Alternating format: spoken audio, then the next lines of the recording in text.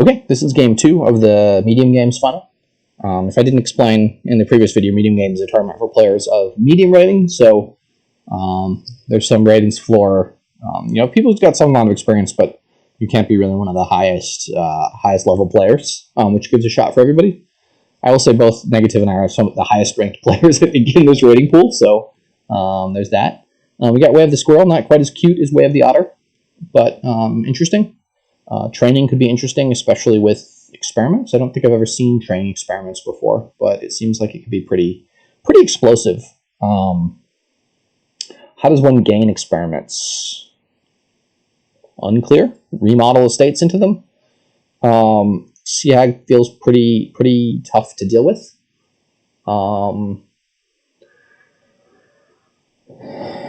There is really good draw if you can get Hunting Grounds, Den of Sin stuff going with village support for the Hunting Grounds. There's no plus buy, and there are colonies, so you kind of want to build pretty big here. You don't build as big of an engine with platinums, obviously, in colonies, because, well, let me rephrase that. There's no plus buy, so you can't build like a huge engine that gets multiple colonies a turn. But you can build up the platinums, and then your last turn, for example, remodel a platinum into colony. You do want to try to be getting a deck that can buy and play experiments, I think, with training on them. That seems really strong. Basically remodeling all of your estates into experiments. Maybe if your opponent has Seahag, you remodel your estate, your coppers into patricians, and remodel your patricians into experiments. Depending on how hard the Seahag stuff happens, I can see remodeling most of your coppers into patricians, potentially putting training on the patrician emporium pile. You can get these victory points if you remodel into it, but it's going to be tough, and it requires 5 cards in play, action cards in play. And experiments don't stay in play because they get returned. I think to me it's a pretty clear experiment remodel open. Try to grab some Dens of Sin, remodel the estates into experiments. If I hit an early 6, consider training on the experiments. That'll give me a lot of early game economy. As I'm, sort of have 3, don't know what else to do, I'll buy experiments and try to remodel to improve my deck over time. With Seahag, you can potentially curse your opponent a bunch, and you can later on remodel the Seahag to a Den or a Hunting Grounds, but I don't think I really want to play with Seahag. If my opponent goes hard for it, I have to reconsider. I'm going to start with the remodel and see where we go from here. So I can't even consider here remodeling a state into Seahag and just going about that way. As my terminal, they've gone pretty hard. They've got experiments in Seahag, which feels, I don't know, that all feels slow to me. Question is, once I run out of estates to remodel into experiments, does my deck just feel silly with those couple of extra curses in it? And all I'm doing in a turn is buying experiments, remodeling a curse into patrician. That's my turn. So I'm strongly considering remodeling the estate into a Seahag now, just to get that out of the way. I don't have much of a ban list here. I think almost this entire ban list is theirs. There must be something on there that's mine. But Seahag is on the dislike list, unfortunately. Which I will comment on.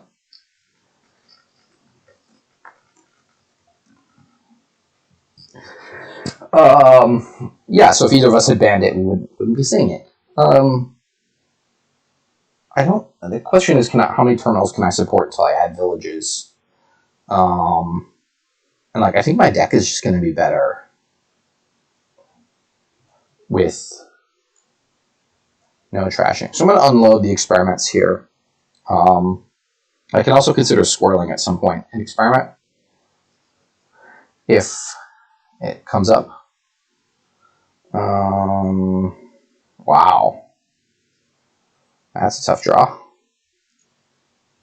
Yeah. So I should have 4-5 experiments in this deck. That was also really nice. They picked up a Crossroads and were able to immediately play it for +2 cards. That seems... Huh. Oh, I don't know.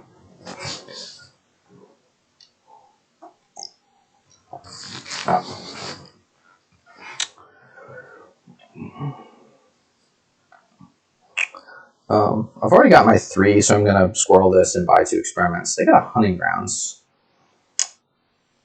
Again, they played a Crossroads 2 turns in a row for +2 cards. That's pretty amazing. I don't quite understand how that's possible, but if they always draw their 1 Crossroads at the top of the deck with multiple states, they're not going to be able to win this game. Even 2 turns in a row really accelerates their deck. Here, and they've got a Hunting Grounds down at the bottom, potentially. I'm assuming they don't have it in hand, otherwise they would have already played it. So play some experiments here. Yeah, so already I feel like I'm just wrecked. I don't know, the bottom cards are Curse something else. So I'm going to turn the Curse into a Patrician and put Training on experiments. Should enable me to buy some high price point items. I do need to get a farming village at some point. Potentially even another remodel. But I'm going to start hitting really nice price points with the...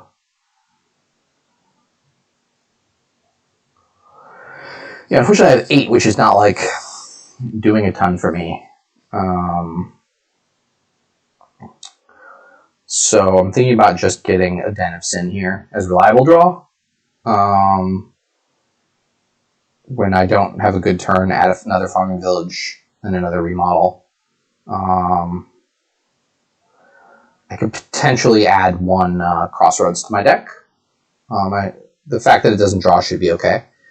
So that is, 3 shuffles in a row they've drawn their Crossroads right at the top with a green card. They do have 3 green cards, but the reason I talk about that is because if it's how long it takes you to get through your deck is how long it takes you to build. So every time you shuffle, you're adding good cards into your deck. And if there's Sea Hag in play, you're also potentially adding bad cards into your deck. So I've thinned 3 cards out of my deck, and they've added 2 bad ones. So I've basically effectively thinned 1 card out of my deck. I've replaced 2 estates with 1 curse.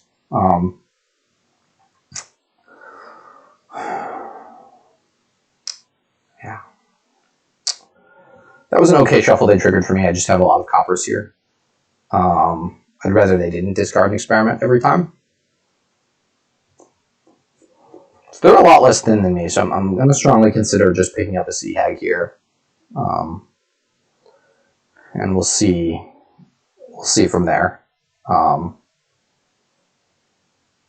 And then potentially the next time I have a remodel of a curse, I'll remodel it to a Crossroads for the actions.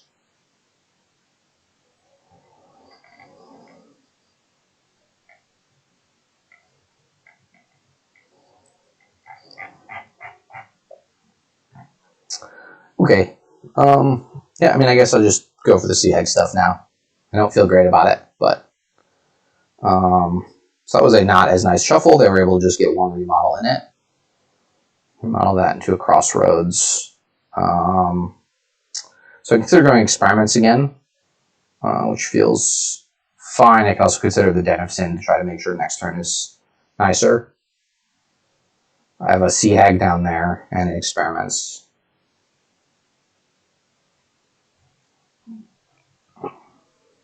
It doesn't seem obvious to me what my correct action is here. Dens of Sin are good longer term, and they play nicely with things like Terminal Draw Hunting Grounds, which I may go towards eventually. Once I have village support in play.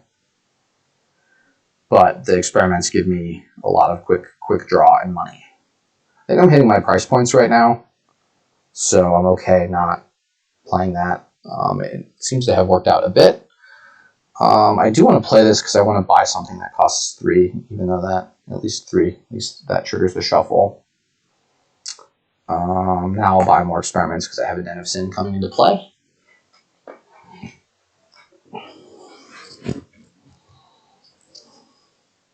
And they've got a second Crossroads now, so they should be expecting to draw that near the top of the deck.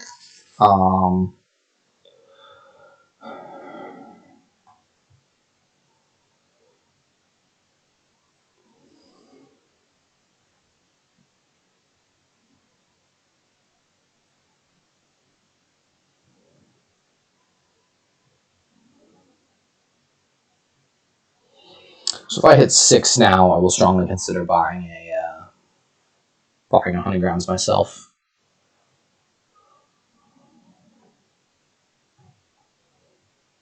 And I've thinned. Yeah, so they are technically speaking here, thinner than I am. Do I want a second Crossroads? I think I want one more Crossroads, and I'll get an experiment. In this turn, doesn't look like a strong turn, but we'll see what I draw. The challenge is they had some really good draws. They kept hitting their Crossroad at the top of the shuffle, being able to cycle through and see their Sea Hag a lot more. They probably have played their Sea Hag 1.5 times more than you would expect, given the makeup of the kingdom here. And again, yeah, this kind of turn, I give a curse, I get a Den of Sin in play, I buy 2 experiments, trained experiments.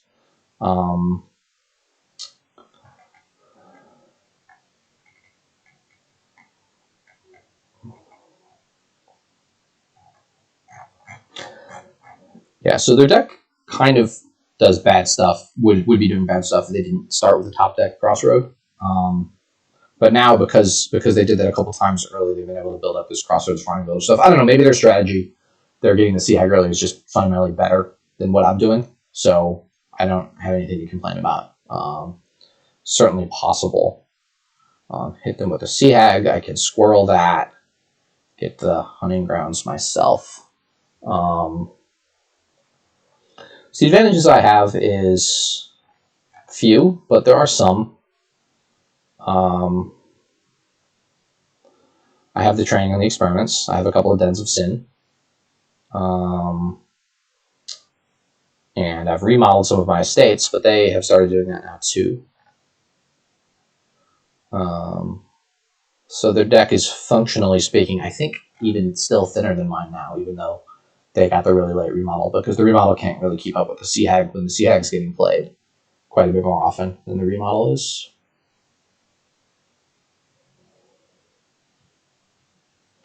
But their Sea Hag open, yeah, just seems to have been better than mine, than my remodel open.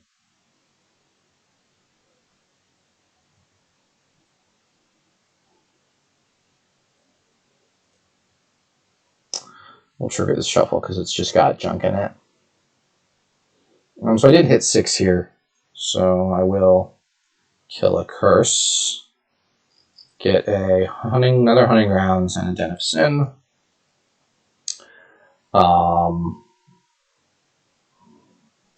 They have 2 green cards in their deck.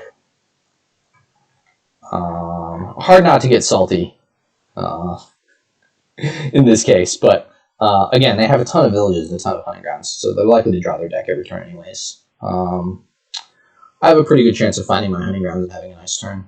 Remodel the Sea Hag into Den of Sin, probably, maybe even 2 experiments.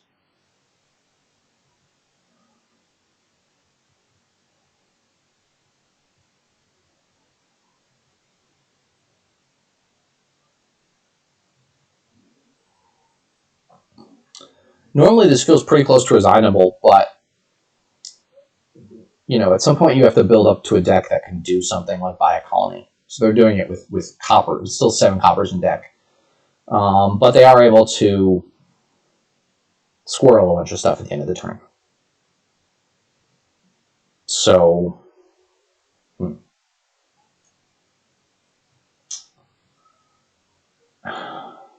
my Hunting Grounds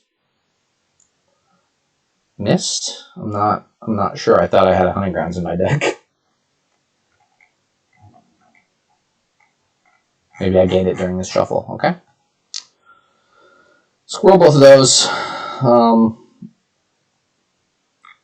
By some experiments and Den of Sin. So we'll start the turn drawing 6 cards, which should be enough to find what I need.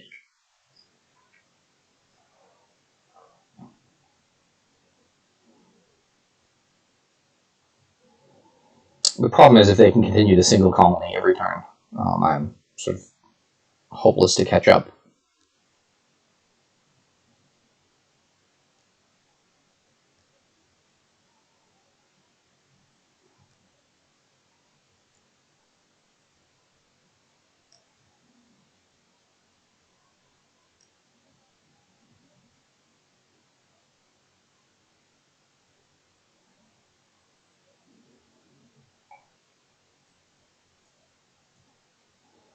And now they're able to reliably add +6 draw at the beginning of every turn, so it's seemingly pretty tough here for me. Drawn. Okay. I'm definitely going to play the remodel as remodel to turn a state into experiment.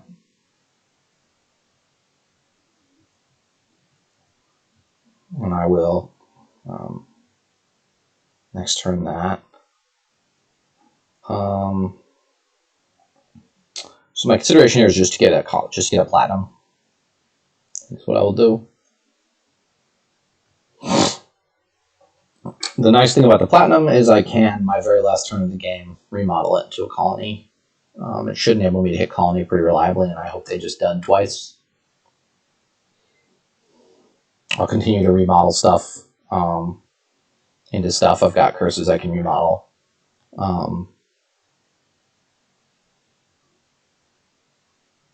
Pretty reliably. I can also remodel Sea Hag into something useful. You can also remodel hunting grounds into province and gain a duchy, so that's worth 9 points, which is pretty nice. They've got more hunting grounds than me, so they can make that happen.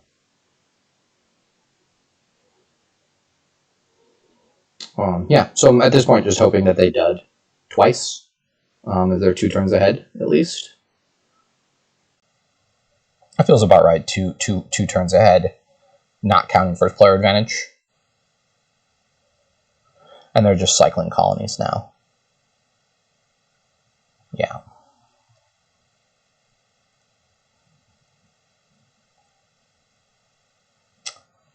Okay, well, I can turn a curse into a crossroads, I guess. I can actually turn the Sea Hag into a... that seems fine. And then squirrel that, buy a colony, play Den of Sin. Yeah, okay. I'm going to go ahead and resign this one. All in all, maybe the Sea Hag open is better. I'm still not sold upon that based on the way the shuffles work, that my approach wasn't better. But it didn't work out for me that game, so I'll see you in game 3.